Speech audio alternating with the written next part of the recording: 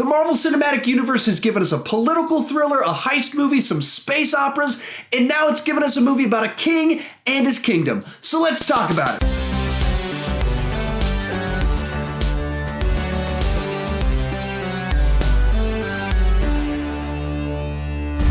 So Black Panther is the 18th movie in the Marvel Cinematic Universe. After the events of Captain America's Civil War, T'Challa returns to his nation Wakanda to take his place as the new king and the new Black Panther. Wakanda is a highly advanced African nation that has decided to keep their advanced civilization a secret from the rest of the world. But when a new threat arises, T'Challa's place as the king and Wakanda's fate are put in danger. Black Panther is one of the most interesting and unique films in the entire MCU, and I thoroughly enjoyed it. But before I give you my full thoughts, go ahead and tell me down below in the comment section, what did you like? What did you hate? Let's have a nice lively discussion down below. Also, if you like this review, please consider clicking that subscribe button. Right now, I'm re-reviewing the entire MCU in release order leading up to Avengers Infinity War. I've already done all of Phase 1 as well as Iron Man 3. Next week will be Thor: The Dark World. I'd love it if you would check that out. Also, this Saturday, I'm going to be ranking the entire MCU, all 18 movies from the worst to the best. I'd love it if you check that out and tell me your ranking, how you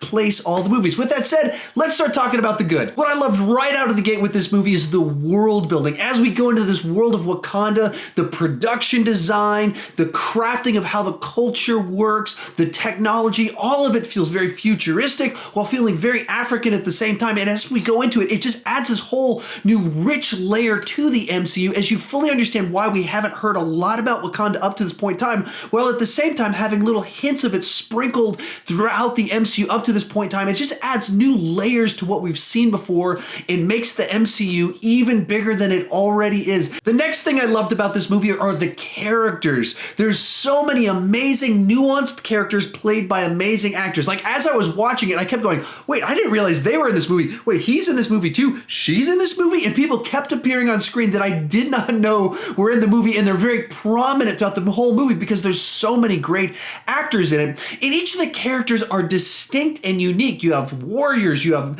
scientists, you have people that are sneaky, you have people that are very honest, and all kinds of different characters. And what makes them all pop is they're crafted in a way that we know what each character values and we understand why they value it. One of the standouts being Michael B. Jordan's Killmonger. The MCU's kind of notorious for not having the best villains. A lot of them are very thin in their characterization and they just kind of devolve into mustache twirling villains. That's not the case here. We understand Killmonger's worldview, why he's doing what he's doing, and there's a side to what he's saying that you can agree with. You can understand why he's angry, where he's coming from, and where he's right. And that's what makes for great villains. They don't just perceive of themselves as villains. They might do villainous things, but they have a thing that there's a kernel of truth to it. There's something that they value that we can understand why they value it. And that's the case here, what makes him a compelling villain. The next thing I really liked about this movie was the story itself. It's distinct and unique inside the MCU as it's a story about a king and his kingdom and how a nation should interact with the rest of the world. And that makes it very distinct here. What's one of the things I love about the MCU is they're telling different types of stories. And this is not a superhero movie. There's a couple superhero type sequences in it, but really it is about a king and how he is ruling his nation. And in some ways, the movie that kind of came to mind while I was watching was actually The Lion King for several different reasons. With visually, there's several things that look like The Lion King because it's in Africa, but beyond that, just story-wise, there's a lot of themes that kind of tie to that type of story, which is so exciting to me that the MCU is telling stories like this and they make sense inside of this world. The other thing that makes the story work so well is the conflict within it all comes from our characters having different perspectives. They have different worldviews and they have different values. And as they're looking at this nation of Wakanda that's very powerful, very advanced, and has resources that could be dangerous to the rest of the world, you understand where different people are coming from. And the movie really presents three different perspectives on what Wakanda should do in the world. And while it does take a side, it doesn't really vilify the other opposing positions. You understand why that position exists, why they're trying to do. It just happens to try and present the case for why this would be the best option. And that's the best type of conflict, where there's competing value sets, where you understand where each side is coming from, makes for great storytelling, and it's also a good way to explore ideas. And so I thoroughly enjoyed the way the story was constructed here. With that said, let's start talking about the mixed aspects of this movie. The big thing that comes to mind is T'Challa as the lead is often overshadowed by the other characters in the movie. They come off as more distinct, they come off as more kind of charismatic or funnier than him, for the simple fact of the matter is that T'Challa is such a dignified king and well-rounded, established character from the beginning of the movie that he can come off a little bit dull. And I'm not saying he's a bad character, he's a great character, and when you have characters around him that are the jokey people, they can sometimes overshadow him at times. Also, while Killmonger is great, there's large chunks of the movie where he's not in the movie.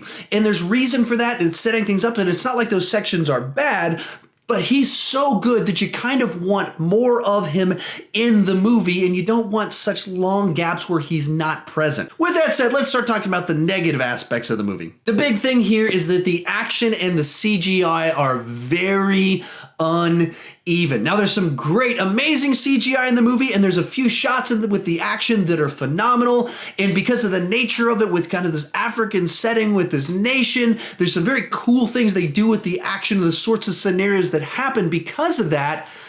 And then at other points in time, the action looks really bad, and the CGI is very obvious, where the green screen is very present.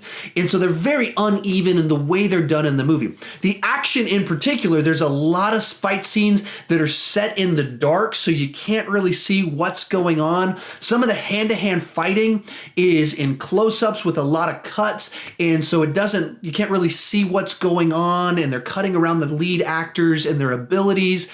Other times, the fights are very clearly CGI characters jumping around doing things that humans can't actually do, so it looks like a cartoon, and it's not great CGI. For me, that's almost kind of refreshing that the action and the CGI are kind of meh, but the story, the plotting, the characterizations, the performances, those are what elevate the movie and make it great. Overall, I would score this movie an A-. On an entertainment level, I'd probably go with an 8.5. I respect this movie probably a little bit more than I just had fun with the movie, because the action was a little bit weaker and it doesn't kind of sprinkle on as much humor as some of the other MCU movies. But overall, a very solid film that I had a great time with and thoroughly enjoyed. So that's my take on it. How about you? Tell me down below in the comment section, what did you love? What did you hate? Let's have a nice, lively discussion. Also, to remember to come back on Saturday for my new ranking of the entire MCU, all 18 movies from the worst to the best. That should be a ton of fun and a ton of disagreement, as we have so many strong opinions on these movies that we love. And also to remember to come back on Monday as I'm journeying to Avengers Infinity War by going through all the MCU movies in release order. Thor: The Dark World is my next one. I'd love it if you would check that out. And if you're new to my channel, please consider clicking that subscribe button. I do movie reviews, TV reviews, ranking videos, but the key thing is I don't want to just talk about movies, I want to talk about movies with you. So join me down in the comment section. Let's have a lively discussion today and on Saturday when we rank them, as well as next week talking about Thor: The Dark World. And as always, thank you for watching.